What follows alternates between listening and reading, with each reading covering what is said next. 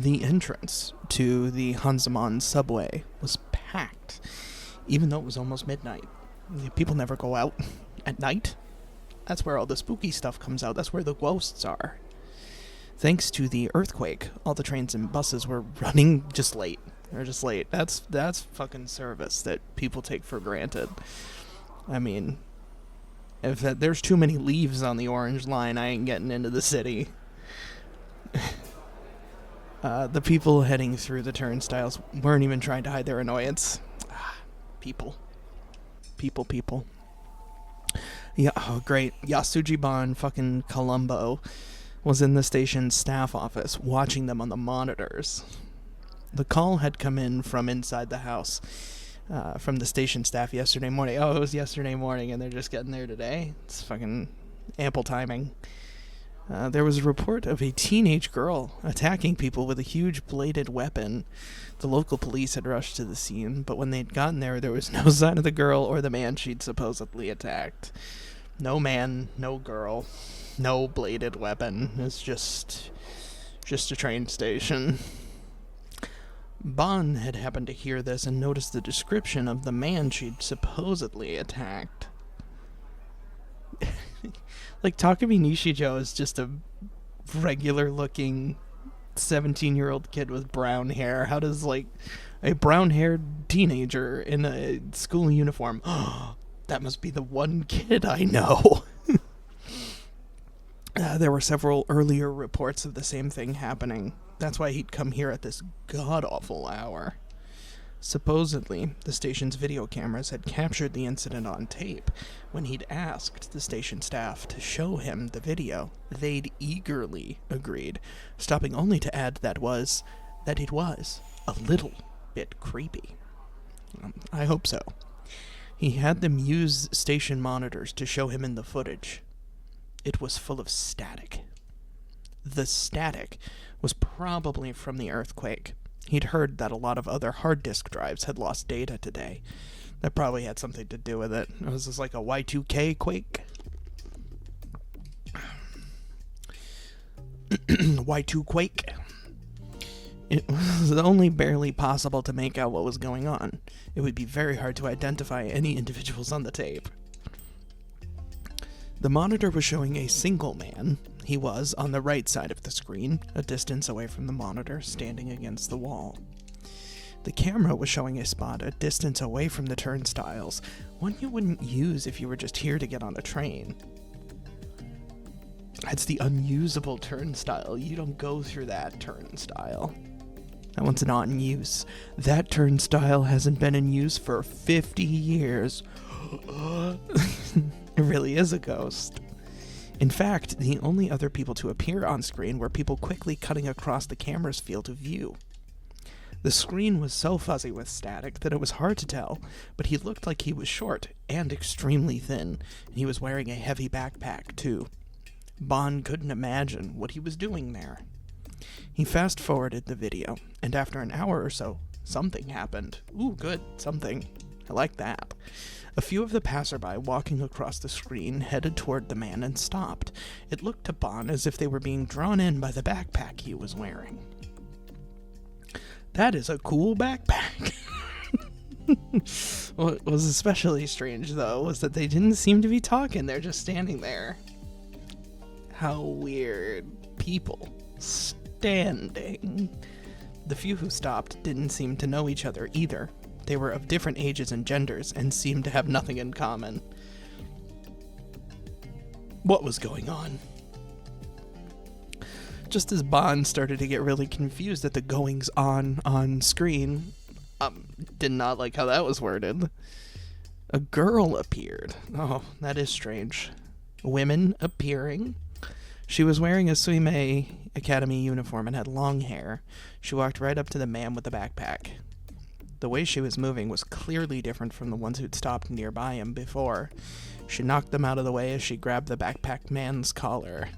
The two of them argued for a moment, or actually, it felt like the girl was threatening the man. That can't happen. That's against the rules. This seemed to bring the others back to their senses, and they quickly walked away. A few minutes later, the girl gave the man a hard shove. Scandalous. Das assault.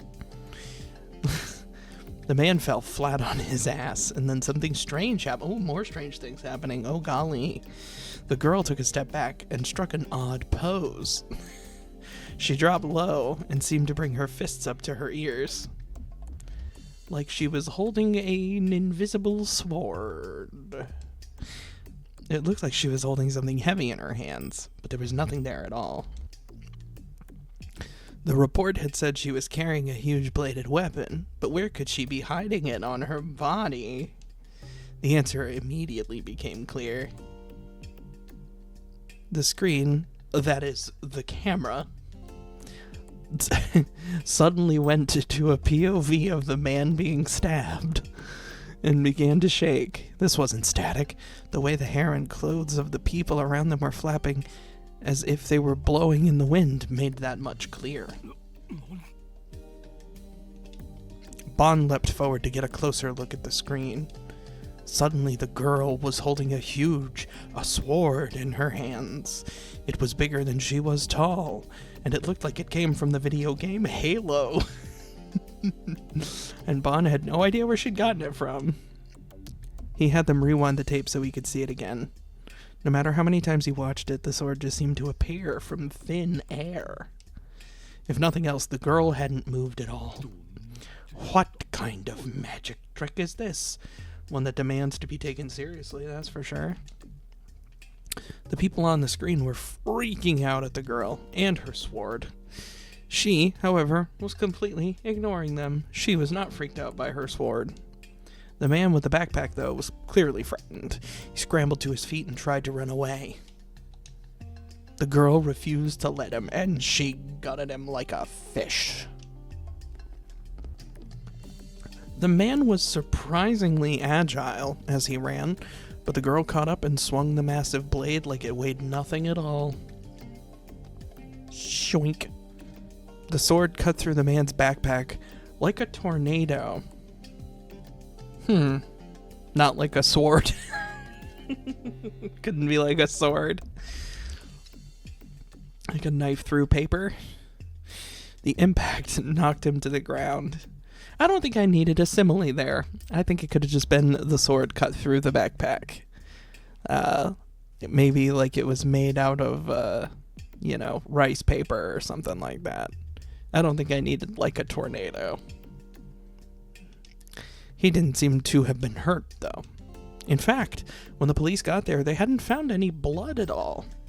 Just a scared man in a shredded backpack. Who the hell is this girl? Yeah, how could you even tell? Enhance.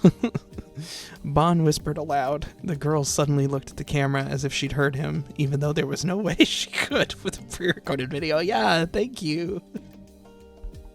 God. Oh my god, the screen blurred for a moment. Bah!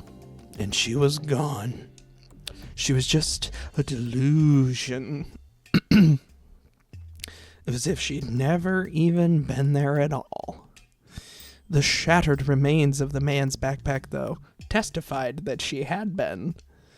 It was hard to tell from the static on the screen, but it was plain that she'd disappeared in less than a span of a second. Bond rewound the tape. The timestamp on the corner showed nothing unusual at all. In other words, this video hadn't been spliced, like that movie, Splice. It's a very different kind of film. Imagine if Chaos had Noah had been like Splice. Huh. But how to explain the disappearance of the girl and the appearance of the sword, then? Bond felt like he'd seen a ghost. He had no explanation for any of this. Neither do I. And I've been playing the game. The world around me was perfectly white. I don't think you should say that. I was lying down. All right, we're good. It felt like I was floating, but I couldn't tell if I was. I couldn't tell which way was up and which way was down. Elevator operator. Up, up. down, down, up, up, elevator operator. The silence was loud in my ears. It was like hundreds of crickets were chirping in my head. Well, then I guess it isn't very silent, is it?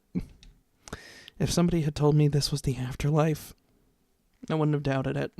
And that's the afterlife. Blinding light and crickets. The place was just so monotone. And a body's been discovered. Empty. Silent hill. Orderly. Organized. Vacant. Oh man, somebody went on thesaurus.com. And peaceful. This must have been what the Buddha's brain was like after he achieved enlightenment. It wasn't like my brain at all. I wanted to stay here forever. Why? This sucks. All the crap I had to put up with in the real world, the pain, the suffering, the emptiness, I didn't want to deal with any of it. Even though he's, like, responsible for a good chunk of it. And then a noise disrupted the silent white world. It was the sound of a door opening, and the sound of somebody's footsteps. They were coming closer. Oh yeah, remember he fucking sacrificed his sister last time to save himself. The little shit. Because he's not a good man. He's a bad man.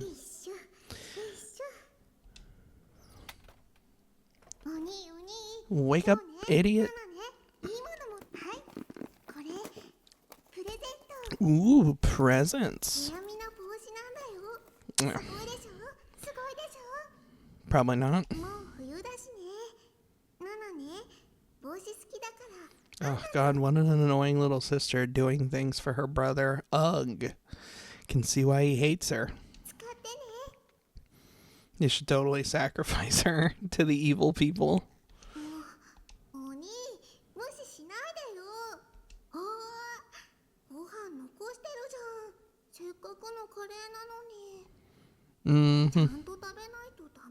You need to eat your curry, or you won't go big and strong.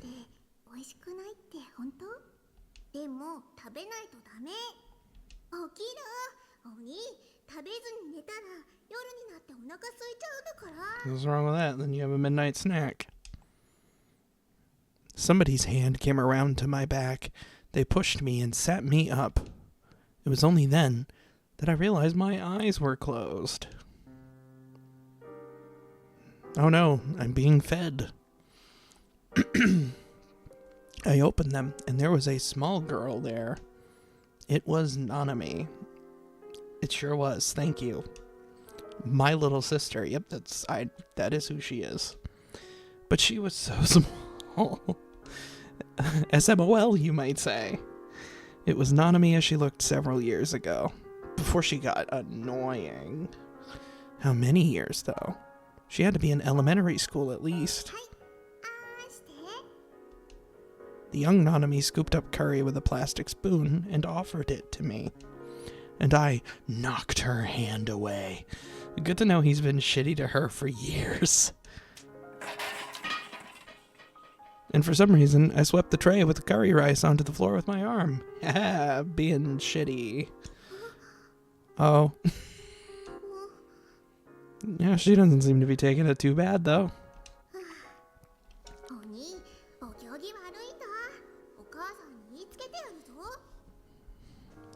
You should poke him in the eye with a spoon.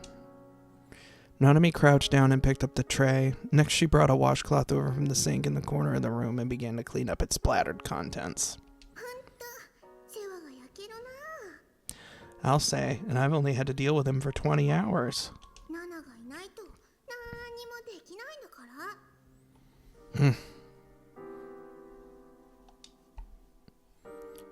Just leave me alone. I covered my face with my hands and slowly closed my eyes, which made everything white. You should be. I slowly opened my eyes and saw a white ceiling. The white was dazzlingly white. I blinked a few times. I tried moving my fingers. Is this like a game, you peasant folk? I brought my hand up to my face. My hand made a shadow, blocking the light. Only then was I free from the whiteness. I'd been dreaming. It was a dream about Nanami. Yeah, I know, I was there. It was like literally 10 seconds ago. Nanami had always been such a little grown-up. That tendency of hers had only gotten more pronounced when I'd stopped talking to everybody after the bus accident. My parents just became overprotective. But whatever mean things Nanami might say, she would always try and take care of me. You know, for being overprotective, they let you live on your own in a shipping container on a roof. You know, if they were really overprotective, you'd be living in a fucking bubble. But that dream. Had I ever stayed at a hospital like that? I'd been going to one, but never stayed there. Right? Well, there was no point in trying to read too much into a dream. I mean, you know, why would any of the events that have taken place recently cause me to analyze that at all? I was lying down on a bed. It was a simple white bed. The sheets were white. The pillows were white. The linoleum floor was white. And the wallpaper was white as well. Even the lights were white. The curtains were white. I mean, shit, you could just say everything's white, brother. Oh, and the tiny shelf next to the bed was white. The porcelain pitcher on it was white. The paper cups were white. I was starting to get sick of the white. Oh, the rim, you know, the tire. The tires were black. I was starting to get sick of all the white. Tell me about it. Americans to their government. I tried forcing myself to sit up. Oh my god. For a single instant, I felt a numbing pain around my lower back, but it quickly vanished. Just a stealth lumbar puncture, don't worry about it. The room was pretty big, twice the size of the base, at least. It's a storage container. Jesus Christ, of course a real room is going to be bigger. It might have been a hospital room. Oh, what could have given that away? I could see a single pair of green slippers just under the bed. I felt relieved to find something that wasn't white. I was moving, and I wasn't dead, from the look of it. My throat was dry. I wanted a soda. A cold, fizzy soda. Get on my level. Dr. Pepper, in the spirit of science adventure. Having a Dr. Pepper. But of course, there was nothing like that in this pure white room. No brown. You can only have milk. I ended up pouring water. Okay, that makes sense. That's clear. Directly into my mouth. It was a little warm, but enough to slake my thirst. Is that a word? Do you slake thirst? I thought it'd be like sate, like you're sated, not slaked. It's just something I don't know. After I finished drinking my water and taking a moment to catch my breath, the door opened and a white-clad nurse came in. So this place was a hospital after all. She seemed a little surprised as she looked at me. She thought I was still asleep, it seemed. Oh my. Apparently. She smiled gently at me. What a great nurse she was. Wait, I felt like I'd seen her somewhere before. Oh, now I remember. I'd met her when I'd gone to see Dr. Takashina. What was her name again? I couldn't remember, so I glanced at the name tag on her chest. Hazuki, it read. Right. Hazuki. Dandy. She offered me a thermometer. I took it without really thinking about what was going on. Right up the chute. I couldn't say no if she was going to be this nice. My head was overflowing with doubts, but I put the thermometer under my... Oh, it's an arm one. Not under the tongue. Not up the butt. And the memories burst inside my head.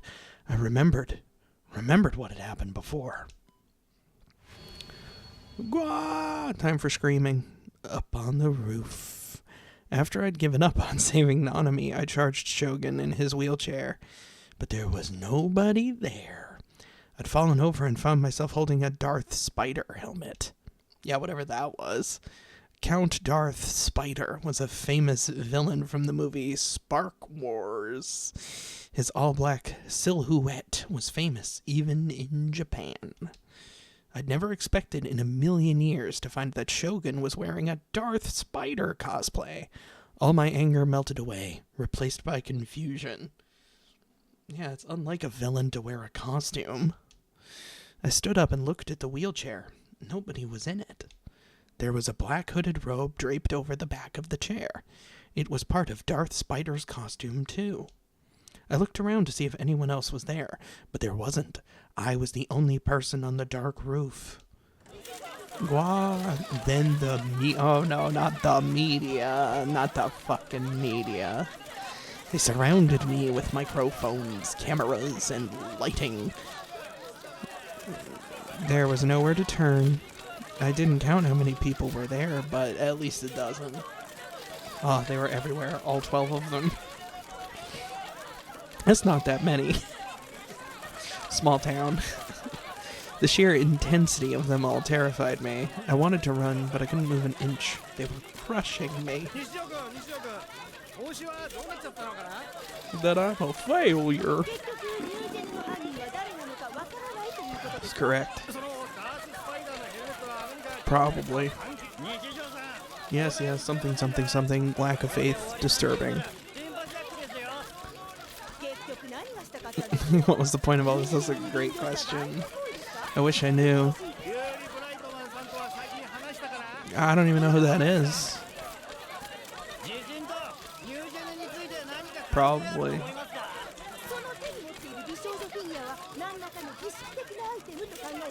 In a manner of speaking. No. Yeah. Mm-hmm. The lights were so bright. It felt like my flesh was burning under a midsummer sun. There were so many people around me that the heat of their bodies was making my head feel woozy. My vision was spinning. I was pushed into a corner, panicking. I couldn't breathe. I put my hands to my head. I couldn't see a thing. I didn't want to see a thing. I couldn't hear a thing. I didn't want to hear anything. I couldn't feel a thing. I didn't want to feel a thing. Yabete, whatever. And as I screamed, my mind went blank, like it had short-circuited. White. Yeah, everything's fine. That's right, I passed out. And then, how'd I end up here after that? I couldn't remember. If nothing else, I was sure I hadn't walked here on my own. Maybe I'd been brought here by an ambulance. Hazuki was writing something on the clipboard in her hand. There must have been some kind of paper stuck on it. Was she writing down my symptoms? I was able to check the time from the simple, nondescript wristwatch on her arm. It was just past 6 in the morning. I'd been out from a long time from the look of it. But why this hospital, though? If Hazuki was here, that must mean it was the one I usually went to. This place was a big general hospital. I could see somebody deciding to bring me here, but something still didn't seem right. I wasn't sure why Hazuki would be the one assigned to me. She worked in the psychiatric ward, right? Am I in need of something like that? If she was here, did that mean this room was usually used by mental patients? I don't know how I feel about the tact of that. Maybe the beds were all full because so many people were hurt in the earthquake yesterday. Maybe the beds in the mental ward had been the only ones open. Or maybe they thought I had collapsed because of some mental disorder. Well, if they did, they weren't that far off, though. Your words, not mine. I am not one to diagnose. I was starting to feel more and more depressed. Well, Okay. Sweet. So they said, fuck that, I'm going home. Oh, very nice. I nodded, since I didn't even have the strength to answer. Mom, I'm the most embarrassing son in all of Japan. No, maybe the entire world. I don't know, maybe. You got a good claim. Why did it have to be on TV? The whole country had seen me up there sobbing and crying. It was almost certainly on YouTube, too. I didn't know why they were saying I was some kind of psychic boy, or why they'd want to broadcast every move of a creepy loser otaku like me on the day of that huge earthquake. The only conclusion I could come up with was Shogun really had mind-controlled them all. Either way, it's bad. They'd all seen me in all my shame. This wasn't just some internet thing that'd be over in a day or two. I might not ever have a peaceful life ever again. Suddenly, an image of Nanami's face flashed in my mind. I bit my lip and squeezed my hands against my thighs. If I'd managed to save Nanami, none of that would have mattered. Yeah, you're right, but you suck, so you didn't.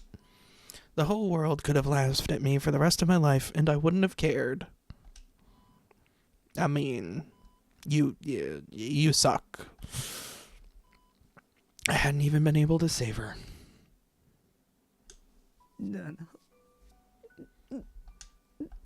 The tears came pouring down my face. Oh, she's just, oh, fuck, please, crying out of nowhere, shit. Get me out of this room. I shook my head again and again as I cried. Nanami was dead. Nanami wasn't coming back. Tough break. It was my fault. It was my fault. It was my fault. It was my fault. It was my fault because I was such a loser. That's why Nanami had died. Yeah, that sounds about right. Up on that roof, I'd listened to Seira-tan, or rather, my wife. My heart's weakness talking to me through her, and given up on the D-sword without even really trying. I'd chosen to save myself and pretend to be a poor little victim instead of saving her. I hated myself from the bottom of my heart. When I was up there, if I tried a little harder. I was the one who'd made the decision to give up, and yet I regretted it now that everything was over.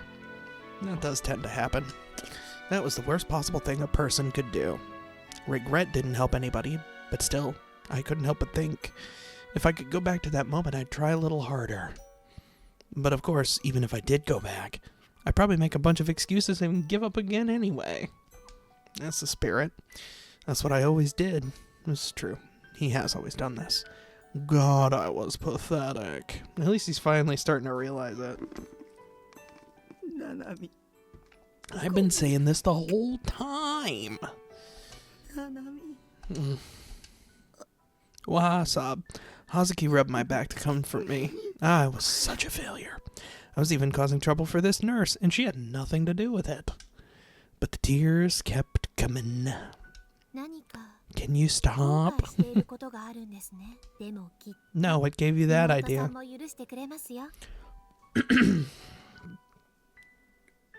Nobody ever means for these things to happen. How did she know Nanami was my sister? And I didn't want to hear something so cliched. I hated to say this about Hazuki when she was being so nice to me, but there was no way she could understand how I felt. I mean, what is she, some sort of nurse? I hated myself so much. I was so pathetic. I kept looking for other people to comfort me when I only cared about myself. I'd be better off dead. Maybe I... No, okay. Oh no, don't do that. I may not like you, Takumi Nishijo, but don't do that. I bet. I'm not gonna answer that. You're out of your fucking mind. What is this, the NFL Combine? What is she talking about? Shogun kidnapped her, chopped off her arm. He locked her up. And she probably died there all by herself and lonely. The thought of it made me feel like my heart would burst. そうなんですか? Are you sure? ごめんなさい。勘違いしてしまって。 I'd always thought that Nanami was obnoxious, but thinking back, we'd been siblings for 16 years. She's 16? She'd always called me Oni no Baka, but she always been worried about me, because I'm an Oni no Baka. She was always so annoying because she was trying to break me out of my miserable life of being an Oni no Baka. Or Baka Oni, take your pick. When she brought something to eat from home, she didn't just give it to me, she always tried to make sure we ate together. Normally a girl that age would be trying her best to ignore a creepy older brother like me. Yeah, she should have. Nanami might have been mean, but she'd always talk to me. She always listened to what I had to say. Yeah, she was mean to me. At school, even, instead of ignoring me, she'd actively try to talk to me, and I still treated her like shit. I was a pathetic virgin otaku, which your sister shouldn't care about. Hey, but Nanami always treated me. Treated me like I was her brother. Like I was a person. She was one of the few things that kept me going. Yeah, okay. Realizing that when it was too late didn't change anything, though. だとしたら、鬼ってどういう意味なのかしら? Huh? I looked up, unsure of what she meant. My eyes were so teary, I couldn't see the look on her face. What had she just said? 眠ってる西條さんを鬼と何度も呼んでいたから、その印象が強くて。 There was only one person who called me Oni. それ、本当ですか? I was so excited that I got out of bed and went over to her. はい、何がです? ななみが今いえ、そのはっきりお名前を聞いて、僕のこと鬼って呼んでたんですね。ええ。ななみは今どこに? This guy is so good at just freaking everybody out. ですから昨日は西條さんのお母様と一緒に。怪我とかして？はい。いえ、元気だったんですね。はい。いえ、ななみさんかどうかはわかりませんけど。Nanami was alive. From what Hazuki was saying, that seemed clear. I sat back down in the bed. My brain was close to total shutdown. What had happened? That's my line. Shogun said he wouldn't give Nanami back unless I finished the quest. Had he released her out of pity? Am I just so awful that he was just like, fuck it, we're not getting anywhere here, just screw it, we'll find some other protagonist to fuck with. Or had she run away and never returned? But then what about the hand that had shown up in my room? Hazuki had even said she wasn't hurt.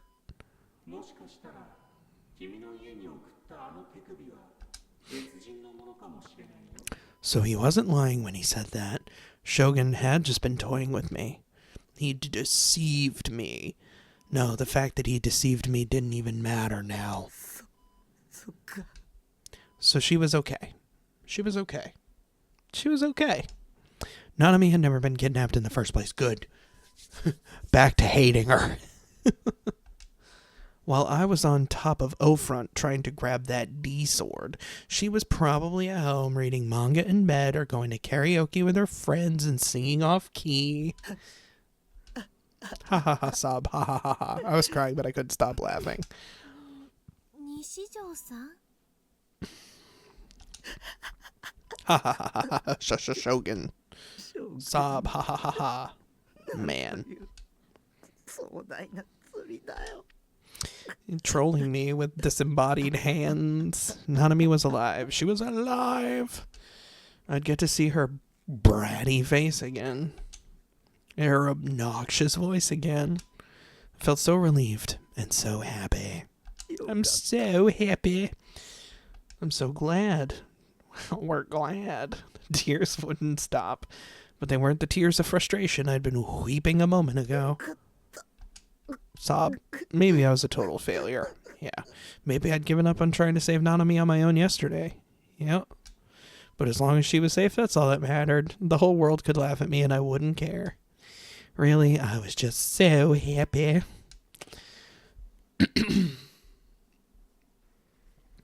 Boy, back to Colombo. There was another meeting being held in the big conference room at the Shibuya police station today. All the detectives looked exhausted, and none of them were looking forward to more hours of useless discussion. As Matsunaga started asking the various officers for their reports, Bon nervously raised his hand.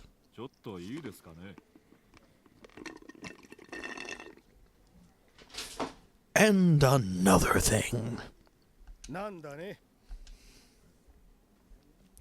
It wasn't just Matsunaga who looked suspicious.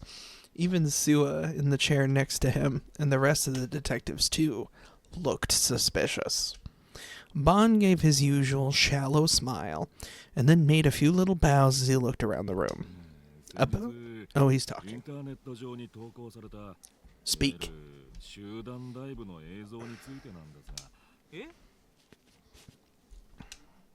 Sua seemed shocked. Shocked, I say. I need a new chair. It was understandable that he would be. Bon hadn't told his partner a word about his investigations into the video. What a good partner. Of course, it wasn't that he wanted to keep it a secret, but, Buddy got loose lips. Yeah, I ignored those rules. Fuck you, man. Fuck you the long way. Well, that was why. Bon had been ignoring the task force's orders, going off on his own. He didn't want to get Sua involved. That would be a great way to ruin the career of a promising young detective. Bon gave a sheepish smile as he took large photos out of the file folder in front of him. He pinned them to the board with magnets. Fucking magnets. How do they work?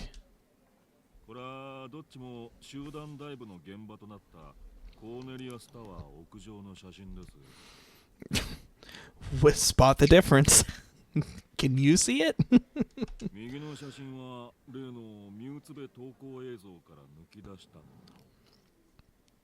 It was taken in a different city.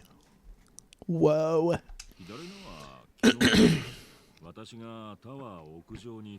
Notice any differences? Did ask. Oh? Murmurs spread throughout the room as people discussing it. Like, do you see it? I don't see it. I don't know what he could be talking about. The background looks different. Yeah, that's how I would word that. The camera used to take the video is pointing to the northeast. We know that because that's the side the 5 kids fell off. Now, from 3:29 in the video, there's a 15-second span where the camera shakes wildly from left to right. What you see when it's pointing east is this photo on the right, the east side of Cornelia's Tower, facing Roppongi, in other words. He's talking, I'm just talking too. I don't care. You sure can see Tokyo Tower. There's one other thing that sticks out, which isn't there. Bon narrowed his eyes and stroked the stubble on his chin, a self-deprecating smile on his face. Roppongi bills? There was no sign of the lights from Roppongi bills. Oh, is that something I actually missed? 'Cause I don't know what Roppongi bills is, so... Outside of the literally gigantic tower being missing, everything looks the fucking same. I don't know what Roppongi bills is. No, all the lights are there. But in the photo that Bon had taken yesterday, the lights from the windows of the Roppongi bills could clearly be seen next to Tokyo Tower. All of the lights are there. I don't know what they're talking about. Except for the one light that would have been behind it.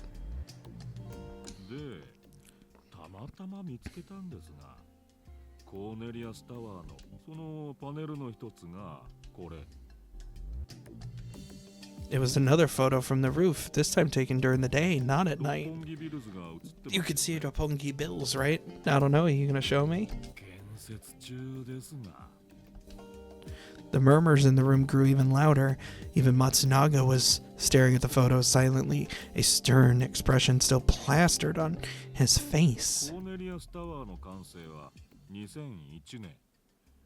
六本木ビルズの完成はタワー完成当時の写真では当然ながら六本木ビルズは建設中だが集団ライブが起きたのは今年映ってなきゃおかしいですよね。Oh. ちなみに Group dive happened in the past. 形跡はなかった。つまり何が言いたいんだ。 Right. Get on with it. Matsunaga sounded impatient and annoyed, miffed and PO'd. まさか先輩、この映像が撮られたのは2003年以前。 No, I wasn't gonna say that because it would make me sound ridiculous.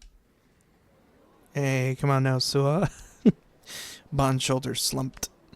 That was exactly what he was trying to say, and he couldn't help but be impressed by the young detective's intuition and sharp mind. But having somebody come out and say it so directly made him look like a lunatic, so fuck this guy. Fuck him the long way. Bond's attempt to find the best way to phrase it had all come to naught. Baka baka. Yeah, that's right. Who cares about what these photos show? Yeah, idiot. He's a lieutenant too. He really is Columbo.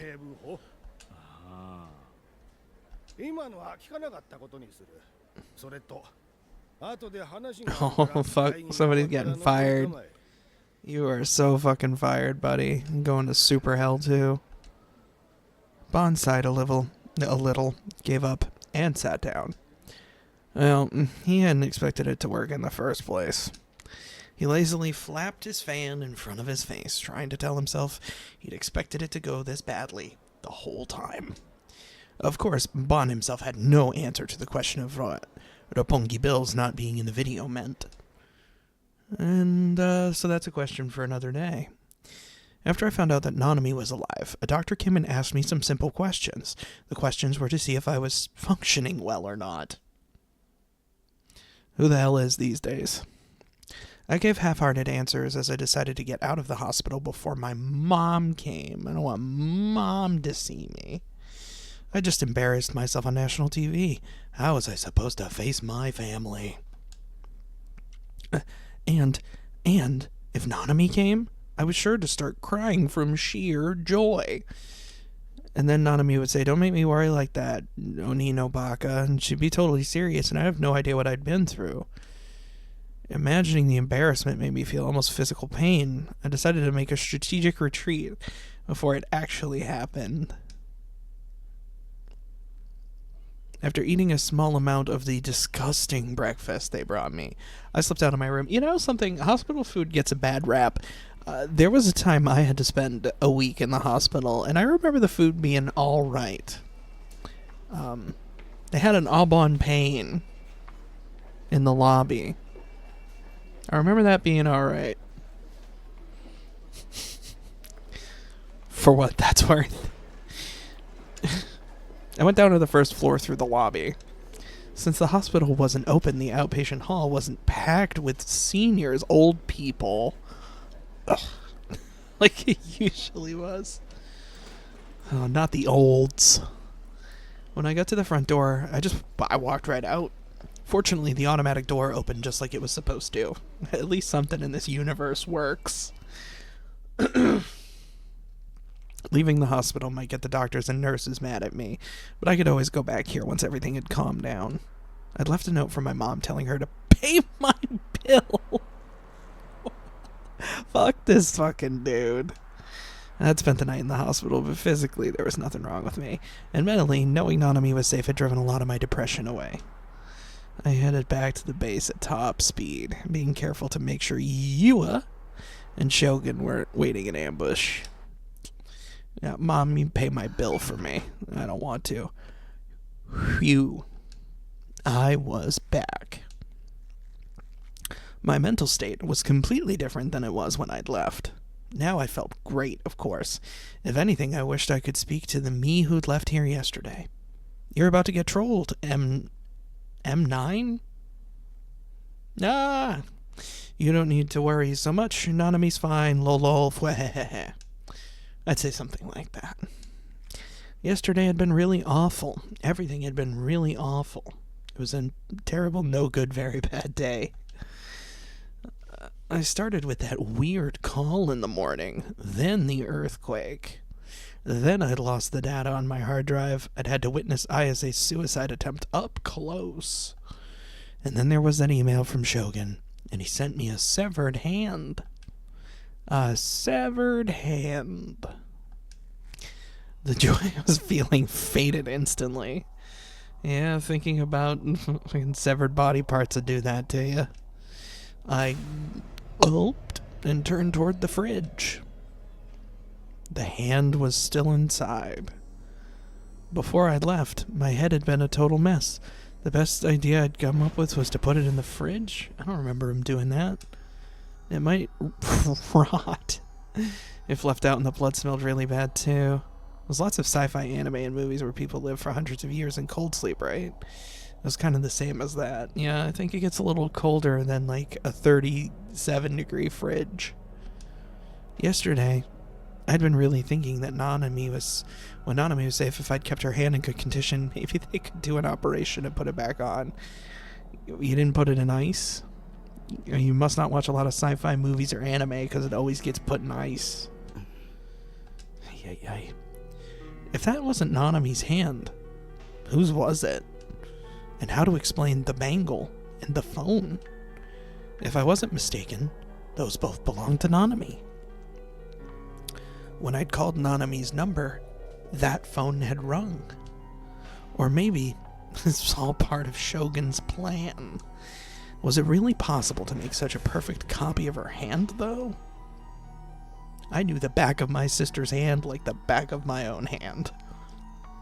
Yuck. Ugh, that's the kind of thing he'd say, too. Maybe. I really didn't want to. A severed hand was just disgusting. Just imagining it made me want to throw up, even if it was Nanami's. Why is that a qualifier? Imagining a severed hand made me want to throw up, even if it was a family member's. Shouldn't that make you want to puke more? Oops. But I couldn't keep it in the fridge forever. I'd have nowhere to chill myself. Priorities, you know. Oh man, I can't keep severed body parts in this fridge. Where will I put my leftovers? I thought about getting the cops to come and get it, but then I remembered they thought I was a new gen killer, and handing them a bloodied severed hand might make me look suspicious. It would be suicide to call 110 and tell the operator, "Can you please come get the severed hand?" Let me make the jokes. What should I do? Should I throw it away? Just put it in the trash? Send it to the dump? But if it was Nanami's, it would be a bad idea to throw it away. It just... Maybe I should have stayed in the hospital like, hey, you still got your hand? Because, like, I could go get it for you. Could you even put severed human hands in the garbage? Was that against the rules? If you could, would it be burnable garbage? Non-burnable garbage? Alright. I scratched at my head hard. There was no point thinking about it.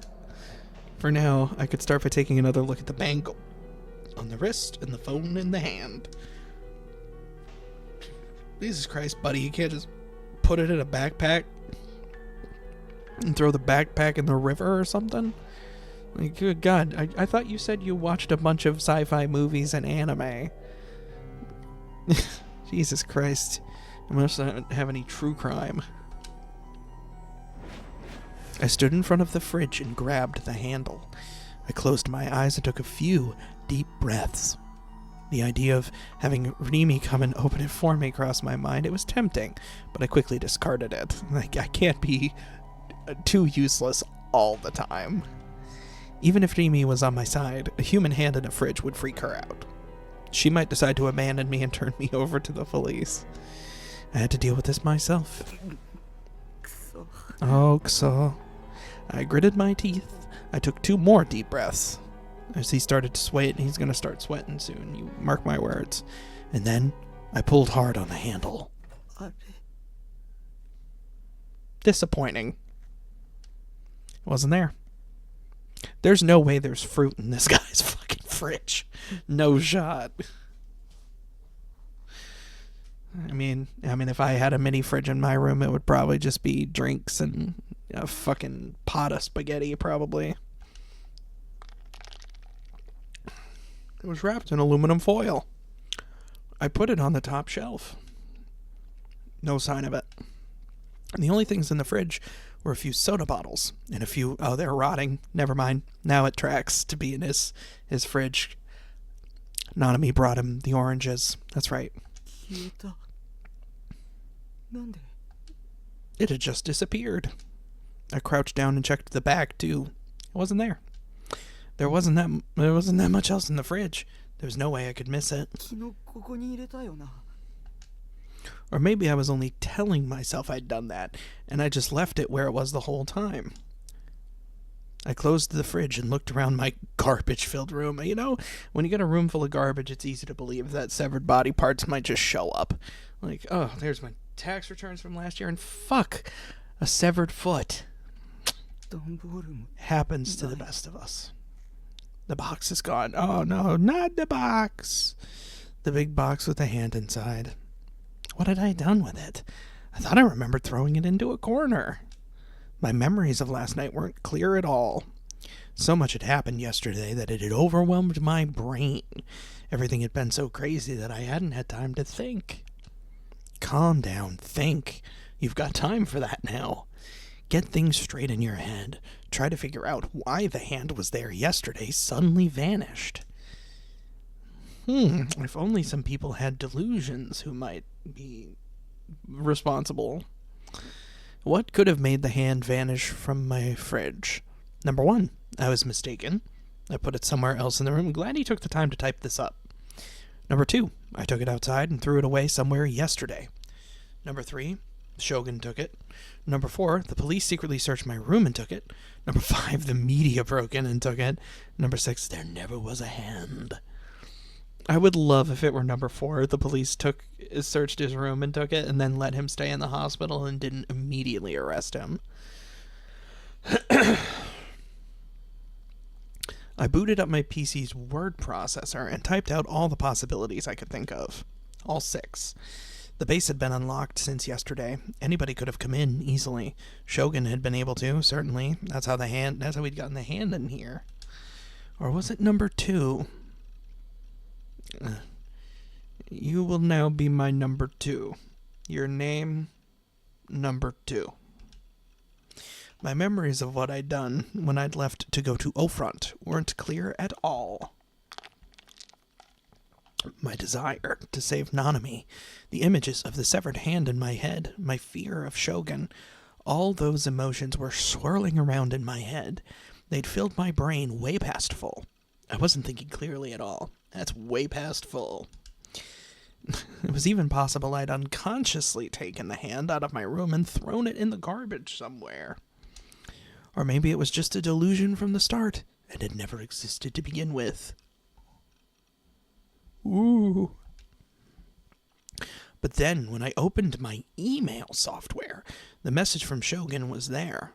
All that stuff about the present was just like I remembered it. Shogun had talked about it yesterday, too. It was hard to believe it was just my delusion. Could the media or the police have taken it? Those guys always look down on otaku like me and treated us like dirt. They might actually do that. Yeah. The most persecuted class of human otaku. After what happened, I was afraid of looking at the internet, but still, I felt like I had to know me when I hear about any current events. I'm afraid of looking at the internet. I had to know. I opened my browser. Oh, God. I hit up my usual news sites, starting with the taboo news section. The airwave jacking psychic. As expected, there were countless articles about the incident in Scramble Crossing the other day. The airwave jacking psychic is the otaku version of The Boy Who Cried Wolf. The young New Gen Boys' psychic power show ended in the worst possible way, as MHK, BTS, and TV Yuhi all ran specials on the earthquake that occurred in Shibuya on the 27th.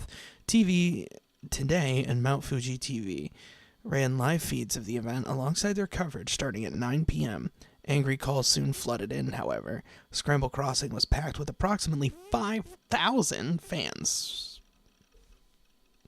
who booed loudly for over an hour after the event ended with nothing happening. Some fans even started fights with each other, and 13 arrests were made.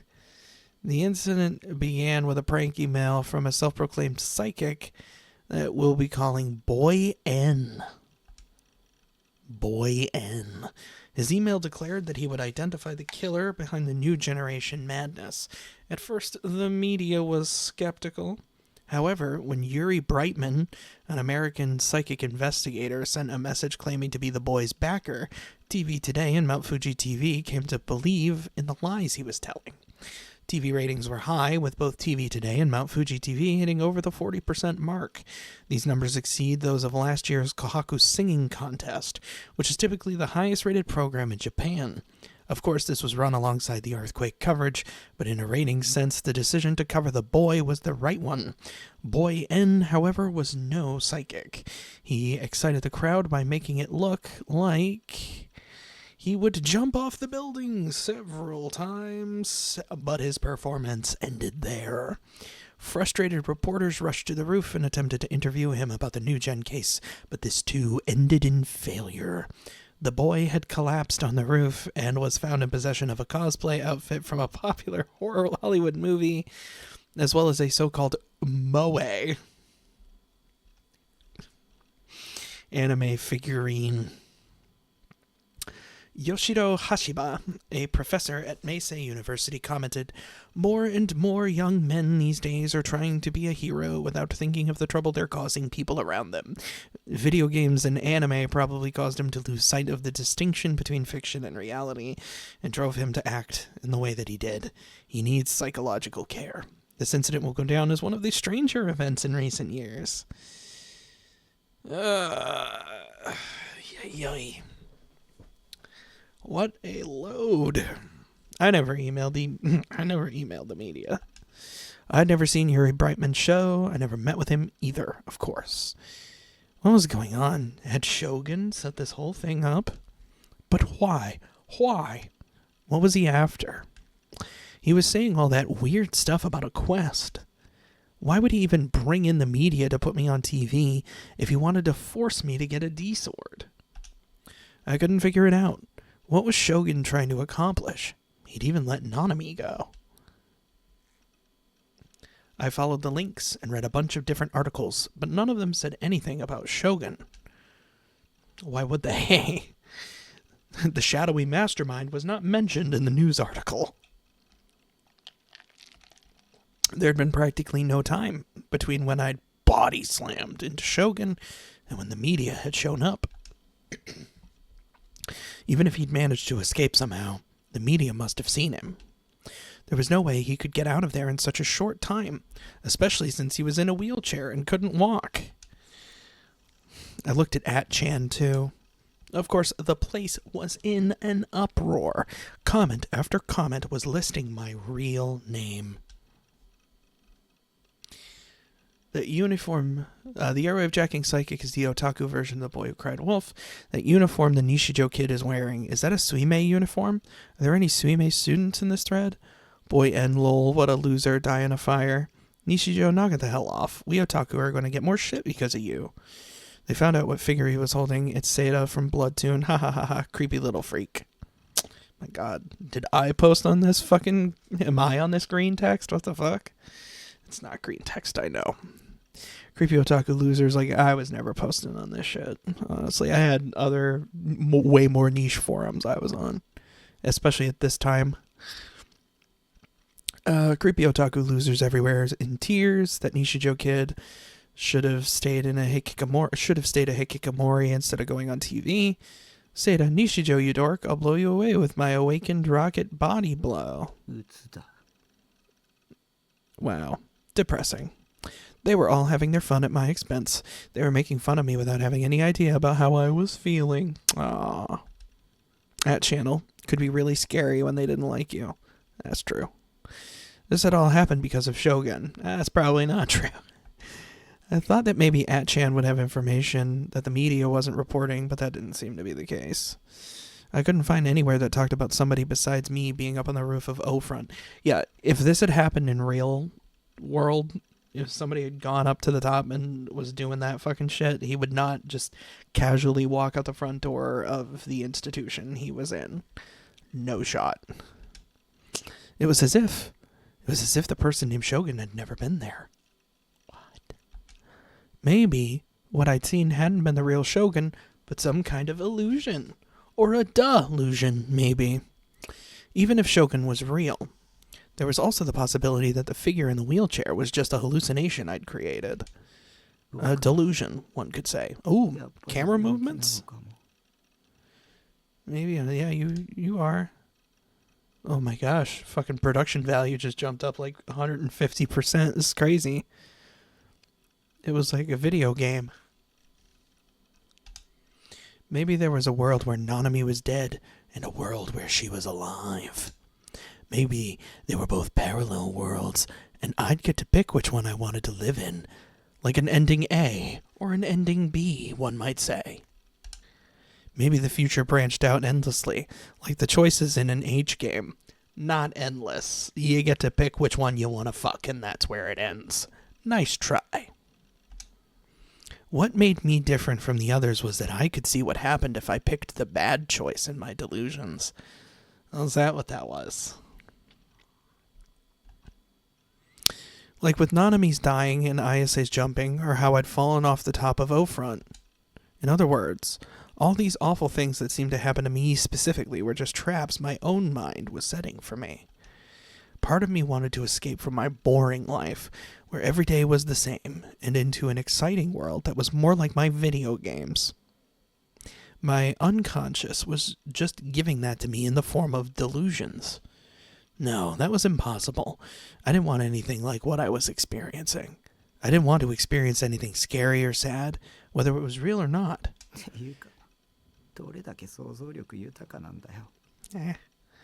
I guess if it's creating shit in the real world, I guess that's one way of putting it.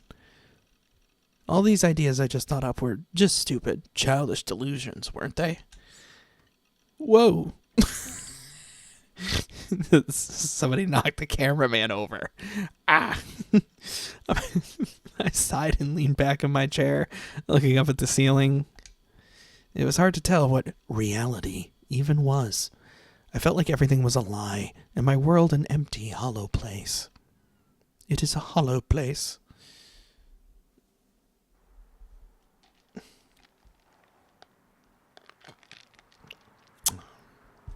Cause of death, suffocation after eating her own hand and getting the bone stuck in her throat. Well, that sucks. 今日午後8時頃、渋谷区の渋谷川で女性の変死体が発見されました。被害者は江戸川区に住む十勝あやみさん。Ayami Tokachi. I don't even know who that is. It's not a person in this story. Ms. not appearing in this film. 警察の調べによりますと、被害者の右手の肉が削り取られて骨が露出しており、また The other white meat. 人間の被害者は自らの右手を噛みちぎって食べたとみられ、また足首が紐で縛られていたとのことです。 Okay. 警察では自殺、他殺の No 両 comment. 面から捜査を進めています。 Okay, 429 name Anonymous's Afternoon.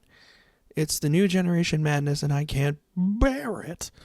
New Gen 1, Group Dive. New Gen 2, Pregnant Man. New Gen 3, Crucified. New Gen 4, Vampire. New Gen 5, brain dead. New Gen 6, yummy hand. Ever since the Intensity 5 earthquake hit Shibuya, the atmosphere of the town had changed for the worse. Crime was way up, and it wasn't just kids getting into fights anymore. There was a huge increase in theft, particularly smash and grabs. The media was using the phrase new generation to inspire feelings of danger and claustrophobia. It had gotten so bad that some stores were shutting down until all this was over. Yeah, fucking right. In a capitalist society, no, they'll risk it. The weekly anti-New Gen protests had suddenly turned into riots.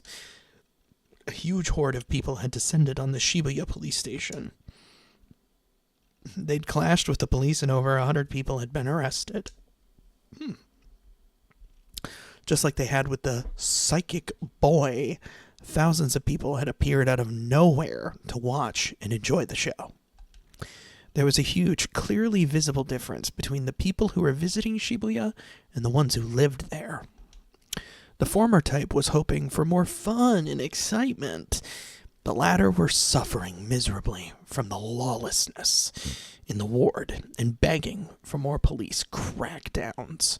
But not Crackdown 3, that game sucked.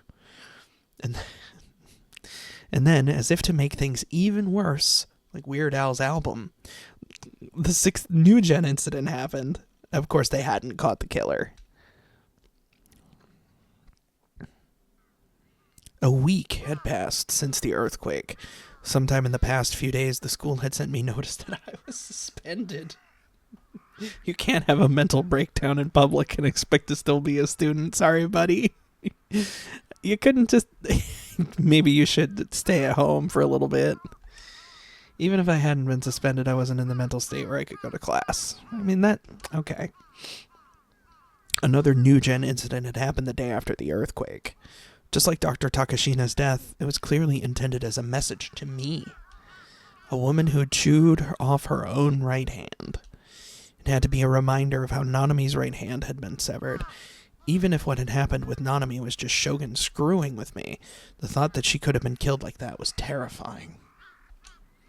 Besides that, I was now famous in a bad way and was terrified of leaving the house. I mean, come on, man. You could turn it into a book opportunity. If I'd had the option of going to live in a cave somewhere, I would have taken it. You live in a storage container on a roof. That's pretty fucking good, dude. Even going to the convenience store to get food was painful. Just wear some fucking shades, dude. You know how easy it is to blend into society? Shave your head, wear some shades. No one will ever grow a beard.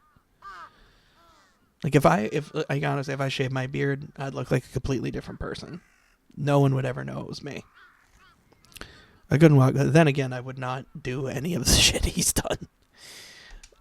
It always felt like somebody was laughing at me. No, I can't do that. It doesn't work. It didn't work with the melody I was going to do. It always feels like I'm laughing at me. I don't like it. I was scared of other people looking at me. Whose eyes are those? I didn't want to talk to anybody. Some people from the media came by several times, but I ignored all of them. They're peeking in like, hey, look at that fucking figurine collection, you little freak. So what's up with that? I hadn't called home or talked to Nanami, and they hadn't called me either because they don't want to talk to me. I even quit ESO. Oh, that's how you know he's really feeling the pressure. If somehow somebody found out that I was Nightheart, that would just be awful. Yeah, that's the real crime here. A week. Was that enough for things to calm down or not enough? In 2008, probably not. Nowadays, this shit would be forgotten by tomorrow. There used to be a saying that rumors would last for 75 days, but that was a long time ago. I've never heard that. Trends changed incredibly fast now. Popular phrases would be completely forgotten by the following year, and then randomly brought back up 15 years later in some sort of ironic way, where it gets even worse. Slang that everybody used online would be dead and forgotten in months, and would be considered cringe. Every day the TV was in search of heroes, idols, and villains to consume and then discard. Okay, that's still true. Even with New Gen, by the time of the 6th murder, @Channel wasn't nearly as excited as they'd been during the first. Everything disappeared from people's memories so fast. Instant gratification, the world's moving fast. I hope that, like those other trends and fads, what had happened a week ago had faded completely from people's minds. It was overly optimistic, but I couldn't help but hope anyway. My head and stomach hurt. I sat down on my usual bench to calm myself down. So she's going to appear. I knew exactly what Seda-tan would say if I asked her. Get me out of your pocket, dork. Oh, she would just validate what you already think. I was starting to think she'd be right. You were starting to think that? You've always thought she was right. What are you talking about? I'd heard that a lot of the students were starting to stay home because of how bad the crime at Shibuya was getting. And I'd always said that it never really mattered if I graduated. I was willing to drop out of school right now, actually. But still, I was going to school anyway, even if it meant potentially running into you. I gulped down the soda I'd bought from a nearby vending machine and stood up from the bench. It was time to stop lying to myself. I didn't want to go to school, but I didn't want to drop out either. If I did, I'd never see Rimi again. That's not how that works. Right now, since we were classmates, I could see her whenever I went to school. But if we lost that connection, of course I could call her or go to see her directly. But that required active effort on my part. It wouldn't just happen. And an active effort like that was beyond me, too. In fact, I hadn't seen Rimi in a long time. You said you'd always be there for me. But you're not. That's what she'd promised me, but she hadn't contacted me in over 10 days, and this is on you. Maybe she'd seen me embarrass myself on TV and went, fuck, this guy's a total fucking whiner, and decided that she never wanted to talk to me again. That thought made me so scared, so sad, so true. Nobody, not even Nanami, came to see me. The internet was saying the most horrible things about me, and Yua and Shogun were still out there waiting for me. I said I didn't want to talk to anybody, but the loneliness was killing me. I wanted Rimi to come and see me. I wanted her to hold me gently and love me tender and tell me she was there for me. I was probably relying on her too much. You think? But it was her fault. Blaming her, you prick. The one who taught me how to warm? Oh, how warm. I was supposed to say how to warm 3D girls? No, how warm 3D girls could be was Rimi. Once I'd gotten to know that warmth of 3D girls, I wanted to experience it again and again. This must be what sex is. The peace it had given me was something I couldn't get from 2D or delusions anymore. Delusions weren't enough to keep me going. What a breakthrough. I needed to see Rimi.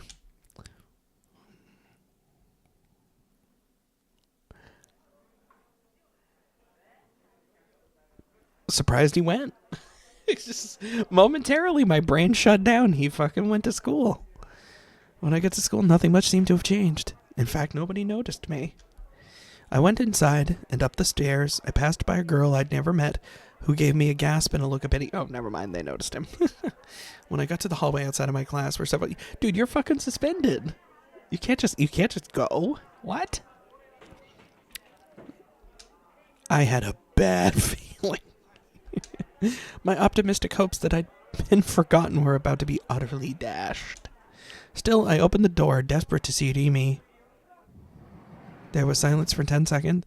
Everyone was staring at me, and they were frozen perfectly still. It was a perfect time for him to break into a Cuban Pete routine. Hey!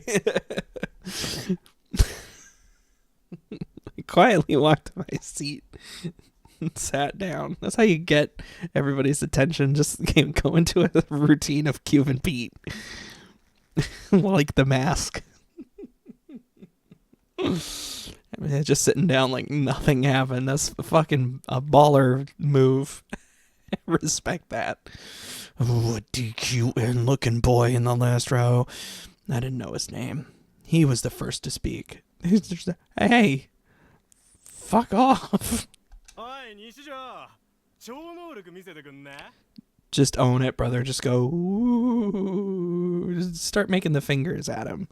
You know, Scott Hall style. Just, you know, that's what you gotta do. それ言ったらかわいそうじゃね No, not really. だってユーリが認めた男なんだぜ Yeah, he sure did. Never heard of him, though. そうそう俺テレビ見てたぜすげえよあのやらせ超能力者 Yeah, that's me. 西条もどうせやらせなんでしょ 100%. 大きい人形と小さいお人形を抱えてただけだもんね No, just a little one. I didn't have a big one. やめとけって西条は病気なだけだっつな No, appreciate it, random citizen. だってあいつ空飛べるらしいじゃん No, I can't fly. I said I was psychic. Those are two different things. You were obviously you weren't paying attention. Come on, man. You gotta own it. These kids suck, right? Yeah, high schoolers are terrible at insults. You just gotta own it, and then if it gets a little worrying, then you just fucking scream at them, you know. Again, that's a different type of power. I ain't got that. I wouldn't want to use it on you. I mean, well, yeah. No, that's Medusa. Again, come on. I mean, I got no defense against that. Yep.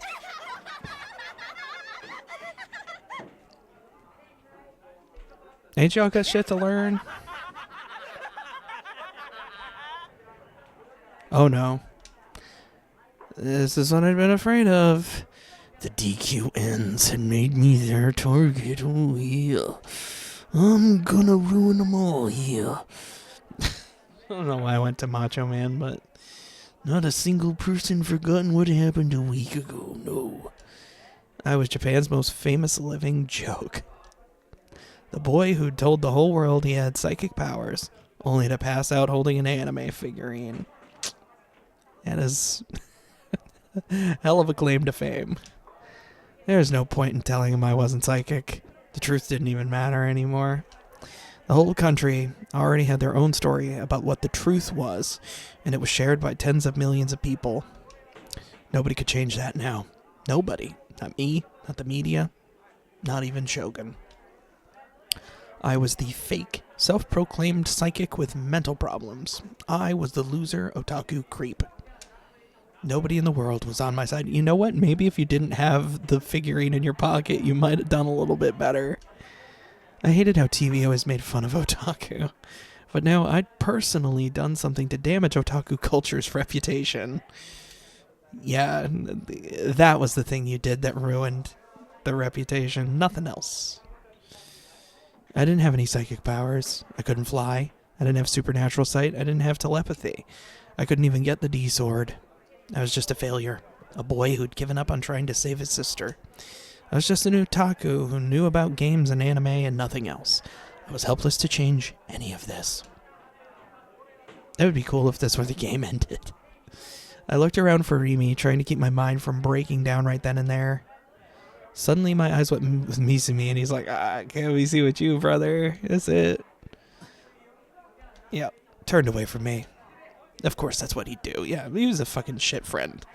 Anyway, you know, like, did you ever really think if you were in a bind, he would be the guy to turn to? If he was friends with me, he'd be an outcast from the class. Yeah, of course, it was the most natural thing in the world. I don't forgive him, the fair-weather bitch. An otaku like me and a handsome boy like him lived in totally different worlds. It was honestly strange we'd been friends at all.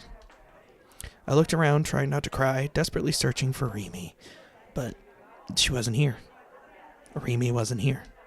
Why? Was she not here today? Today of all days? Now I had no way of contacting her. If she never came back to this classroom, I'd never be able to see her again.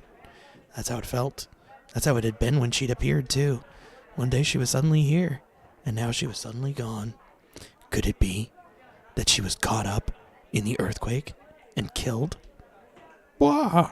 I tried as hard as I could to push the negative thoughts from my mind, but it didn't work. I started feeling more and more depressed. Gloomy, dark delusions were filling my heart. Did a girl named Rimi Sakihara even exist?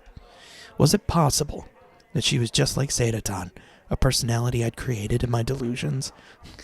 I only create girls in my mind even though I hate them. I hate them. It would make a lot of sense if that was the case. She was always there just when I needed her.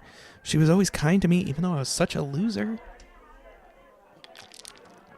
Could somebody like that, my ideal 3D girl, always there when I needed her, really exist? I didn't have any reason to come to school anymore. My one reason had disappeared. I just get up and fuck all y'all, bye-bye. I was alone after all. I'd been alone the whole time. I cried. I cried inside my heart. I just barely managed to avoid crying in the real world, too. My pride wouldn't allow it. It was a tiny, worthless pride, but it existed. Slumped down, gritting my teeth, it was all I could do to not fall out of my chair. I could hear my classmates talking, even though I didn't want to. I wanted to run away, but I was too scared. Running might only attract even more of their attention. Again, he is suspended. But I guess he was only suspended for a week. I think he did say a week had passed. I don't remember him saying his suspension term, though. I wished all of them would just die. If I didn't have anything left to lose, then maybe I should have lived my life doing what I wanted. I tried killing them all in my brain to see if it would make me feel better, but it didn't. It wasn't enough to avenge my humiliation. They were still looking at me too, taunting me, with voices so loud they echoed throughout the entire class. Hey! Fuck you! Yeah, why haven't you done that? Isn't it hard being alive? Dude, you have no idea. Sure. Gah ha ha. Are there any teachers in this school? I put my hands tight over my ears and tried my best to endure their taunts. Yeah, that's gonna help. I wanted to kill them. I wanted to murder them all with my D-sword. I imagined my blade splitting open their heads, ripping out their hearts, and splitting their bodies in twain. Die. Die. Die. Die. I didn't have a D-sword, but I could buy a big kitchen knife anywhere. I wanted to stamp out their worthless maggot lives myself. And the more I thought about it, the stronger the desire became. I'm beginning to see what this chapter is called Psychopath. The instant I did something that crazy, maybe the world would be reset. A hell of a note. Then the world my brain was showing me now, where I'd made a wrong choice and gotten onto the bad route, playing a video game, would end. And then I'd go back to my old world. Nimi would be there, Misumi would still talk to me, everybody would forget about how I'd embarrassed myself. Nobody would make fun of me. Maybe I should try it. My head was starting to feel fuzzy, and I was having trouble concentrating. Maybe I had a fever. A fever for murder? Was my head overheating from thinking too much? The little hamster that operates my thoughts is going a little too quickly. Or from many delusions. I didn't know if you could do that. Oops. Well, whatever. Maybe I should try it. If I couldn't go back to my old world, they'd just think I was crazy. No, they already thought that. If I had nothing left to lose, then did it really matter? A week ago, when the nurse had told me Nanami was alive, I thought that was all I needed. Now I need blood. I thought that if Nanami was alive, nothing else mattered. My life didn't matter. I didn't care if they thought I was crazy and sent me to the hospital. I hoped it was the same hospital as Ayase. Where did she end up anyway? That prison-like hospital she'd supposedly been in before? Even if that would be preferable, it would be at least a little better than being at school without Rimi. The impulse to do something awful was boiling up like magma, and I was losing my capacity to control it. I slowly stood up.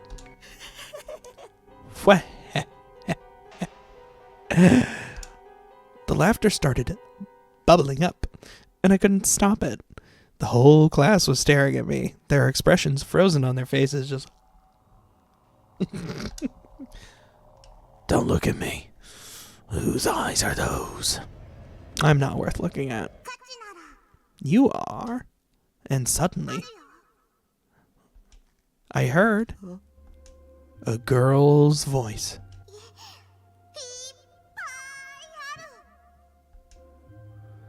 It sounded like an anime girl, too. Oh no. When that girl tried to jump off the roof, you stopped her. Don't interfere. You speak to me. Speak to me. I looked around the classroom again. Everyone was still frozen silent at my strange behavior. I couldn't see anyone speaking. And anyway, that voice, it felt strange, like it was coming from directly inside my head. Was I hearing things? Or had I created another girl in my delusions? Nora? Thought it was Noah. I know that's a lie. Huh? What was that? There was an answer to what I just thought. Were they reading my mind? No, it must be a delusion after all.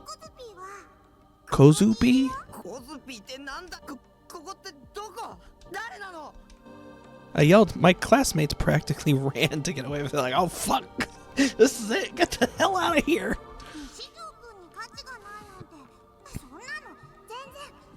No, it's true.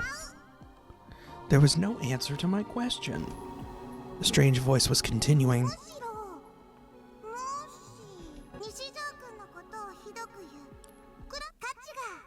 Uh-oh. This is the fun little cartoon voice. This is the Kyubey in your head who's like, kill them. Kill them all. I shivered with fear. The voice kept talking in that happy, chipper tone. And this was the next thing it said. All right. With a little musical note, too? Oh, shit. Please stop it. No. I can't do that. That kills people, Carl. I sat back down on my chair, leaning forward with my head in my hands. The world didn't reset. I didn't go to a parallel world with Rimi in it. Everyone here is still alive. Instead, it looked like I'd gone totally insane. Oh well.